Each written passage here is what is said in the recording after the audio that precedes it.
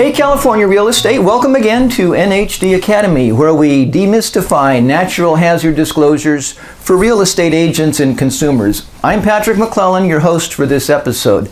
Let's get back to our discussion of California's 6 important natural hazards that must be disclosed to a real estate buyer if they affect the sale property. And that would be 2 flood, 2 fire, and 2 seismic hazards.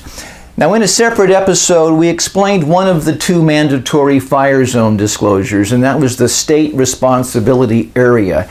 In this episode, we're going to talk about the other fire hazard, and that's the very high fire hazard severity zone. In October of 1991, over 3,000 homes burned when a wildfire swept through the Oakland and Berkeley Hills after it overwhelmed the city fire departments. The fire was fueled by a mixture of urban development and steep brush-covered wildland. Nowadays, that combination of nature and neighborhoods is considered to be a very high fire hazard severity zone. Steep terrain, dense population, heavy vegetation, and difficult access all combine to create significant risks from wildfires that can quickly overwhelm local emergency services.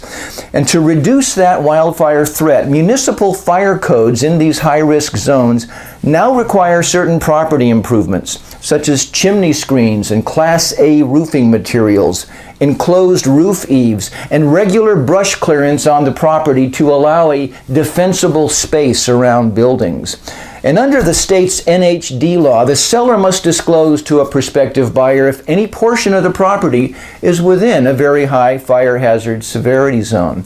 That statutory disclosure notifies the buyer that the property is in an area of increased fire risk under the local jurisdiction of a city or county fire department and subject to the added fire safety responsibilities of living in a scenic but wildland area.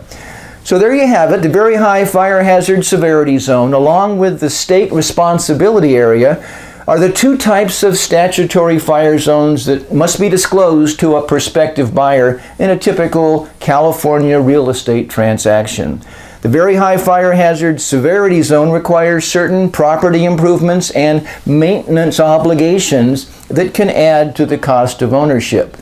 To learn about the other types of natural hazard disclosures, check out the other episodes in our NHD Academy library. Visit our website, click on the Training Videos tab in the top menu, and watch all the episodes there.